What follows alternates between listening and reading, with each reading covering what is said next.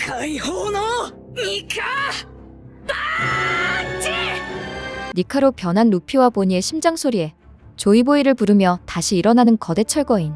그리고 거대 철거인 에메트는 조이보이의 말을 회상하며 거병의 적단의 해적선으로 돌진하는 머큐리를 공격합니다.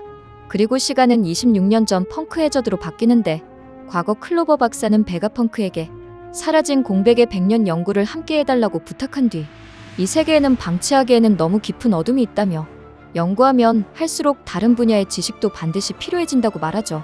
하지만 베가펑크는 나는 이미 정부의 연구자로서 아무런 데이터도 줄 수 없다며 클로버에게 선을 긋고 정부가 몇 번이나 당신을 잡고도 풀어준 건 동료들을 근절하기 위해 살려둔 거라고 알리며 연구에 손을 떼라고 경고합니다. 그리고 과거의 선악 따위는 쉽게 가늠할 수 없다고 말하는데 이에 클로버 박사는 디라는 이름이 붙은 남자가 어느 날 갑자기 눈앞에서 살해당했는데 그는 태어났을 때부터 함께 자란 자신의 형이었다고 알리죠. 이어 내 본명은 클라우디 클로버로 그때 거짓말을 해서 살아남았다고 밝히며 이 세상에 태어나 이름이 붙었다는 이유만으로 죽는 인간이 있다는 게 말이 안 된다고 소리칩니다.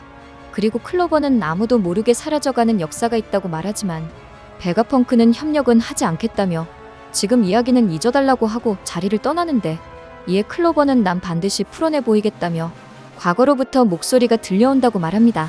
그리고 4년 후 22년 전 펑크 해저드에서 베가펑크는 시저 크라운에게 오하라의 버스터 콜이 발동된다는 소식을 듣는데 또 시저 크라운은 앞으로 공백의 100년을 조사하려는 자는 2번 다시 나타나지 않을 거라며 놀라운 본보기로 꼬마 하나만 살아남았다는 소식을 전하죠.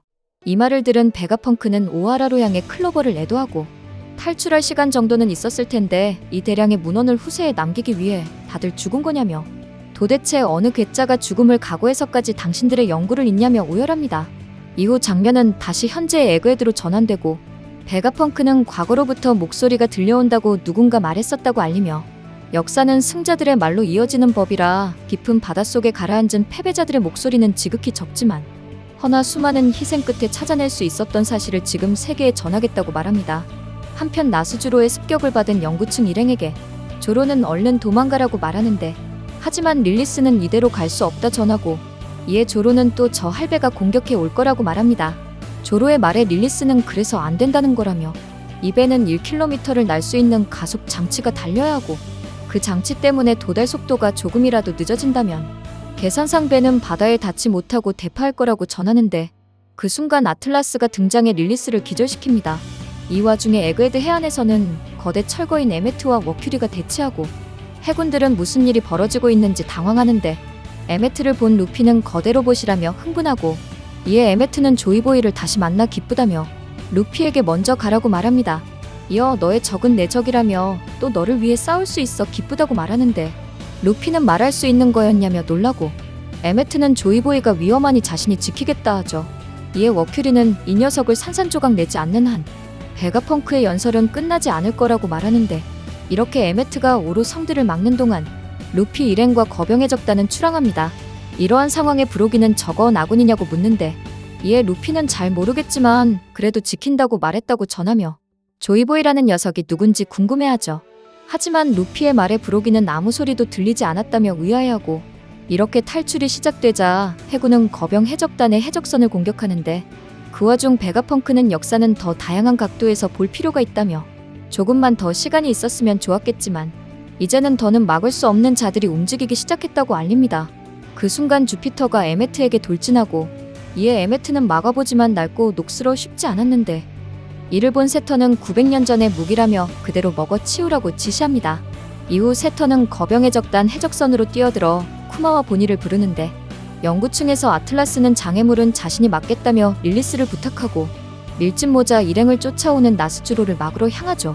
이러한 상황에 징베는 빠르게 배의 키를 잡는데 그 순간 아틀라스는 나스주로에게 돌진하여 몸으로 맞고 아틀라스의 희생으로 써니오는 무사히 탈출합니다.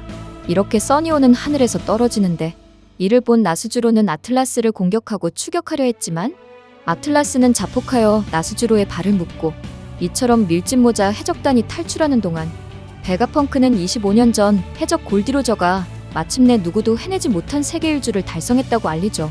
이에 오로성은 끈질기게 계속 말하는 거냐며 해적선을 쫓으러 가고 이들을 에메트가 막아선 후 조이보이에게 자신은 현재 녹슬어 있기에 지금이 여차할 때가 맞는 거냐며 이제 쓰겠다고 말하는데, 이러한 상황에 베가펑크는 다들 이미 알아챘을 거라 보지만 나는 미래를 이렇게 결론 짓는다고 말합니다. 한편 해적선에 올라탄 세턴은 보니를 공격하는데, 이에 거인족들이 세턴의 공격을 막아주고 이를 본 루피는 독이 있으니 조심하라 알리죠. 이어 루피는 세턴을 공격하려는데 그 순간 보니가 세턴 너만은 내가 날려버리겠다며 보니의 가장 자유로운 미래의 모습인 니카로 변신합니다. 이렇게 니카로 변신한 보니는 세턴에게 분노를 표출하고, 이에 루피는 그래 너가 해보라며 보니에게 자신감을 심어줍니다. 한편 베가펑크는 사라진 공백의 100년이 밝혀질 날은 반드시 찾아온다며 전 세계의 대륙 침몰이라는 인위적인 대재해를 일으킨 병기가 아직도 의도적으로 존재한다는 사실을 알리며 역사의 인과로 인해 희소한 종족의 후예들이 집요하게 멸망을 강요받았다 말하는데, 이에 장면은 버커니어족과 옛날에 레드라인 위에 살았다는 루나리아 일족 그리고 사만족을 비춥니다. 한편 루피의 말에 자신감을 얻은 보니는 세턴에게 달려들어 세턴을 공격하고, 이에 세턴 또한 보니를 공격하는데 세턴의 공격은 루피가 전부 막아주고, 보니는 잘도 아빠와 엄마를 그렇게 만들었다며 쿠마의 기억과 엄마 지니를 회상하면서 너희들이 신일 리 없다 소리칩니다. 이어 보니는 엄마 지니와 아빠 쿠마를 생각하며 신이라면 존재하며 히어로도 있다며 사실은 셋이 같이 살고 싶었다며 울분을 쏟아내죠. 또한 외톨이라면 그냥 죽고 싶다고도 생각했지만 둘이 날 축복해줬으니까 그래도 살 거라 말하며 셋이 함께 사는 행복한 모습을 상상하면서 팔을 루피의 기어 서드처럼 부풀린 후 돌진하는 세턴에게 자유의 니카 펀치를 날립니다. 그리고 루피 또한 보니를 도와 세턴을 공격하는데, 이들의 합동 공격에 세턴의 몸이 산산조각나며 세턴은 그대로 멀리 날아가 버리죠. 그리고 이번 화의 마지막 장면은 이를 본 쿠마가 보니를 자랑스러워하는 듯 웃는 모습으로 원피스 1152화 애니는 끝이 납니다. 오늘의 영상은 여기까지입니다. 시청해주셔서 감사합니다.